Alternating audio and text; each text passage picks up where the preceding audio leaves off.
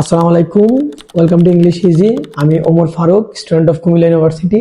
আজকে আমরা আলোচনা করব বেসিক টু এসএসসি ইংলিশ গ্রামারের টেন্সের পার্ট 2। অবশ্যই টেন্সের পার্ট 1 আমাদের ইউটিউব চ্যানেল এবং ফেসবুক পেজ থেকে দেখে নেবেন। আমরা টেন্সটাকে এইচএসসির স্টুডেন্টের জন্য খুবই গুছানোভাবে পড়ানো হচ্ছে, যে এইচএসসির স্টুডেন্টদের যে সকল সমস্যা, এই সকল সমস্যা যাতে আর কখনো না হয়। ওকে, আমরা দেখব প্রথমে এই B1 আর V2 আর V3 নিয়ে একটু কথা বলবো।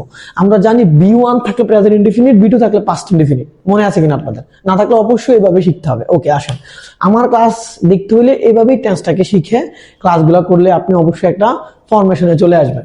যেমন অ্যামিজার হচ্ছে B1, এই অ্যামিজারের V2 হচ্ছে ওয়াজার, আর বিন হচ্ছে V3। ক্লিয়ার? ওকে, 2 নম্বর কি, হ্যাভেজ হচ্ছে B1, হেড হচ্ছে V2 এবং হেডের V3 হচ্ছে আরেকটা হেড। তাহলে অ্যামিজার হচ্ছে B1, ওয়াজার হচ্ছে B2 আর বিন হচ্ছে V3। এবার আমরা একটু আসি, দেখেন এই অ্যামিজারের পরে এক্সটেনশন থাকলে এটা প্রেজেন্ট ইনডিফিনিট টেন্স।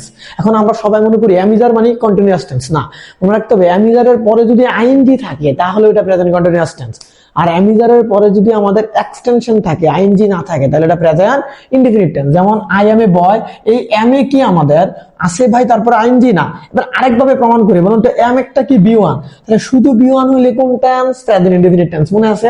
শুধু B1 হলে কোন tense? Present indefinite tense. Okay, এবার আসেন আমাদের am is are plus verb plus ING হলে কোন টেন্স? Present continuous tense. তাহলে হি ইজ, তাহলে আমরা জানি অ্যামিজার প্লাস আইএনজি থাকলে তার নাম প্রেজেন্ট কন্টিনিউয়াস টেন্স। তাহলে he is cooking rice, present continuous tense. এগুলা খুবই কনফিউশনাল, আমরা আরো দেখবো। যেমন ঠিক সেম ওয়াজ অথবা ওয়্যার এর পরে অ্যাকশন থাকলে পাস্ট ইনডিফিনিট, আর ওয়াজ অথবা ওয়্যার এর পরে আইএনজি থাকলে পাস্ট কন্টিনিউয়াস। ঠিক সেম ভাবে দেখেন তো B2 মানে কি? Past indefinite. আর এই ওয়াজ এর পরে আইএনজি থাকলে পাস্ট কন্টিনিউয়াস। তাহলে হি ওয়াজ এ ফার্মার, সে একজন কৃষক ছিল, তাহলে পাস্ট ইনডিফিনিট। ওকে, 2 নম্বরে এই ওয়াজার প্লাস আইএনজি থাকলে, তাহলে হি ওয়াজ রিডিং এ বুক, সে একটা বই পড়লো। তাহলে ওয়াজার প্লাস আইএনজি থাকলে কোন টেন্স হয় ভাইয়া? Past continuous. এবার আমরা আরো দেখবো, দেখেন হ্যাভেস প্লাস এক্সটেনশন থাকলে কোন টেন্স? Present indefinite.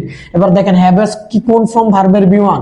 মনে রাখতে হবে শুধু হ্যাভেস থাকলে প্রেজেন্ট ইনডিফিনিট, আর হ্যাভেস প্লাস B3 থাকলে প্রেজেন্ট পারফেক্ট। ওকে, আসেন এবার আমরা দেখবো, দেখেন যে I have a pen, I have a pen, তাহলে এটা কোন টেন্স? Present indefinite.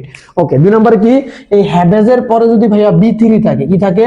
B3, তাহলে এটার নাম কি? Present perfect tense. যেমন হি হ্যাজ ইটেন রাইস, সে ভাত খেয়েছে। তাহলে হ্যাজ, হ্যাজ এর পরে কি আছে ভাইয়া? B3। তাহলে হ্যাভেজ এর পরে B3 থাকলে কোন টেন্স? Present perfect. ওকে, আসেন লাস্ট যে পয়েন্ট দুটা, যে হ্যাড প্লাস এক্সটেনশন থাকলে পাস্ট ইনডিফিনিট। যেমন আই হ্যাড এ কাউ, তাহলে এই হেডের পরে কি B3 আছে? নাই।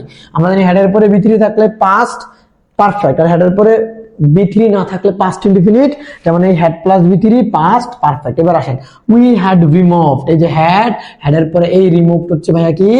B3। আমাদের এই হচ্ছে টেন্সের পার্ট 2। আমাদের আরেকটা টেন্সের পার্ট হচ্ছে যেখানে আমরা টেন্স ট্রান্সফার দেখাবো। অবশ্যই সবাই ইংলিশ ইজির পাশেই থাকবেন। এই পর্যন্ত বলে সবাই থেকে বিদায় নিছি। আসসালামু আলাইকুম।